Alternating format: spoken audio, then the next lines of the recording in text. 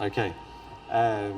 Dear respected guests, I wanted to actually begin this talk in a very serious manner, but being true to my nature and in light of some of the mentioning of the cave from our earlier respected speakers, I thought I would relate a Nasruddin Hoxha story. I believe he's also a very well-known character in Albania.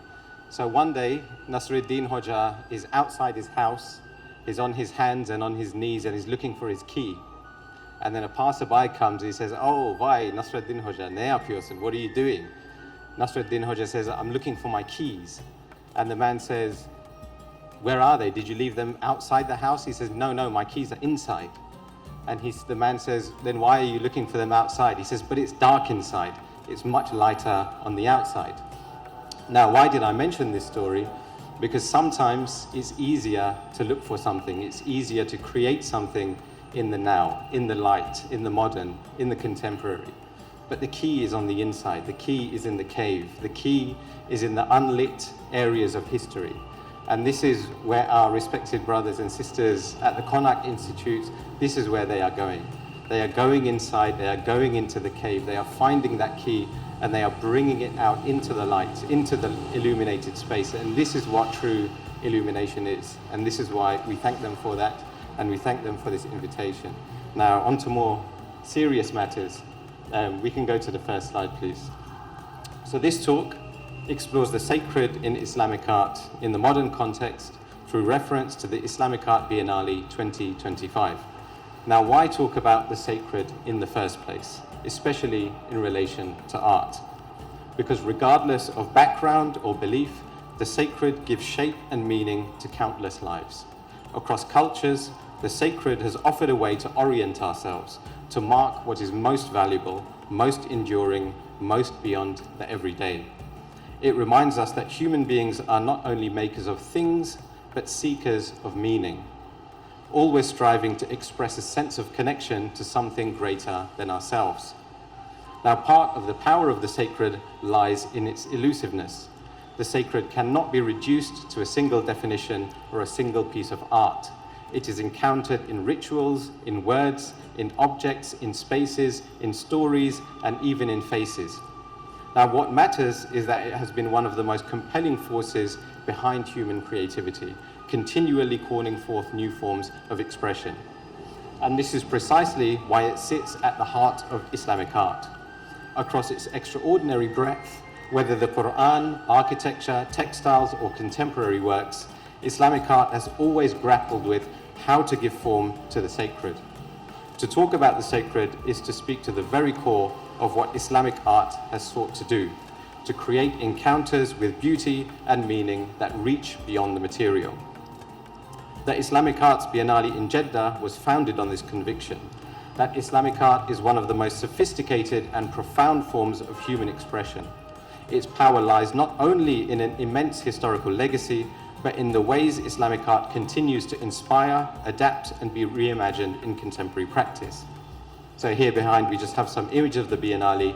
We had a number of pavilions. We can see that the outdoor space was activated with contemporary art, and the interior space was activated with both contemporary art as well as historical objects. So it was my responsibility to be the curator of 3 of these pavilions, the Mecca Pavilion, the Medina Pavilion, and Al-Bidayah, which really orients, Al-Bidayah meaning the beginning, it orients visitors into this journey through the sacred. So in Al-Bidayah, the first gallery, our curatorial question was, how might we approach the sacred? It is not something that can be easily defined or contained, yet across the centuries, Islamic art has given it presence in material form. So to begin this journey, we chose objects most intimately connected to the sacred, objects from the Kaaba and the Prophet's mosque in Medina. Yeah, thank you. So here on the left, we have the sitara. This is the interior kiswa of the Kaaba, dating from the 17th century. In the center, we have the staircase. So in the past, nowadays, not everyone can go into the Kaaba. In the past, on certain days of the week, anyone from the public could go into one of the most sacred spaces in Islam. So this staircase over here took people from the public into the Kaaba for over 100 years. This dates to around 1825. And on the right, we have a monumental Quran, which is from the Prophet's mosque in Medina. So we were also privileged to have the entire kiswa of the Kaaba. So the outer kiswa amplifies the idea of the sacred further. Its monumental scale and presence envelop the viewer in majesty, in jalal. To stand before it is to be overwhelmed, to experience awe, humility, and the sense of being placed before something vastly greater than oneself. Next slide, please. So now we move on to the pairing. This is the idea of pairing historical objects with contemporary art. So why place historical objects alongside contemporary works? So first, to emphasize that Islamic art is not static or confined to the past, but a living tradition that continues to generate meaning in the present, using a visual language that speaks to today's audiences. Second, pairing past and present can open fresh perspectives. Contemporary works draw out aspects of historical objects that might otherwise go unnoticed, encouraging us to see them differently, to see them through new lenses. And this dialogue, this conversation, is rarely straightforward and neat. It does not produce a single narrative that can be understood between the two. It reminds me, in fact, when I was a calligraphy student, we used to sit with these masters, and one of the masters, they themselves used to study with Ottoman masters, right? And one of the masters was talking about beauty, right? He said, where does beauty come from? So we went to the Edhem Bey Mosque in the morning, so I'll give you an example. So he said, when you look at a composition of calligraphy, right? If the eye goes somewhere, or if the person, you can figure out the intentions of the artist, he said it's game over, because the brain likes to consume, right? The brain likes to figure things out, right? If you can read it immediately, the brain will like to move on, right?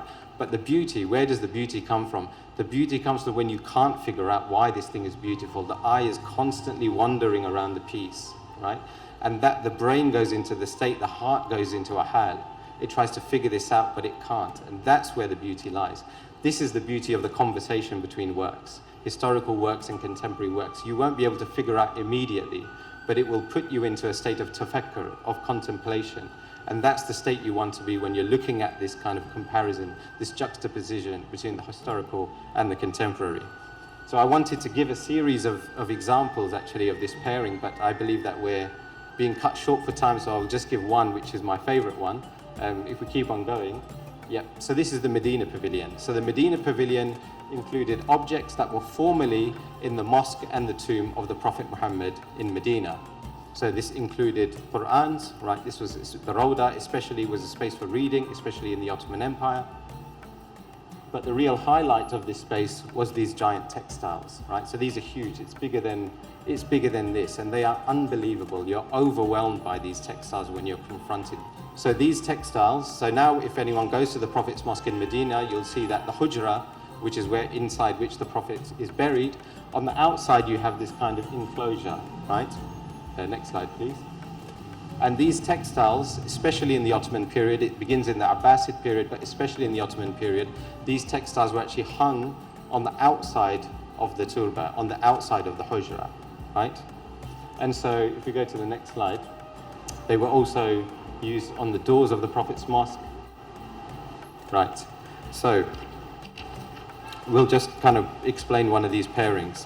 So of course, if you look at a work like this kind of amazing textiles, inevitably they have to be behind a glass, right? They have to be conserved, they have to be protected, right? And what this does psychologically for the visitor when they're coming into the space, when you see something behind the glass, immediately there's a distance, right? Immediately there's a space between the two of you. Immediately you understand this thing as being something from the past. Of course you may connect to it spiritually, but as a visitor into this space, there's a distinction between the two of you, right? So one of the ways to activate this thing is to have some kind of contemporary work in front of it. So we had this work commissioned to Ahmed Angawi, the son of the famous architect Sami Angawi, and he worked with local craftsmen. So he worked with local craftsmen specialized in the art of Islamic geometry to create this piece here, which is called mishkah, or lamp. And here, the sacred is expressed through light. Light that is diffused, refracted, multiplied. It recalls the Quranic verse of light, Allah is the light of the heavens and the earth. The Prophet himself is described in terms of light, his presence illuminating creation. And this work gives visual form to that theology. Divine light refracts into endless forms of beauty.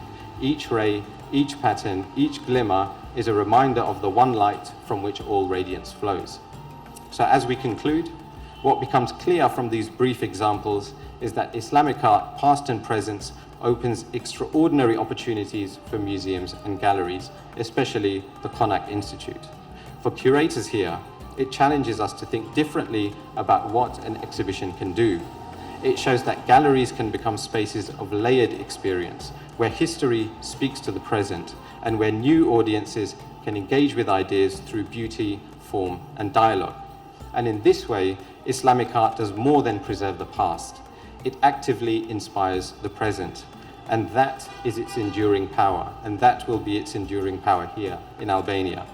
Islamic art has the capacity to shape how we see, how we think, and how we imagine what art can be. Thank you.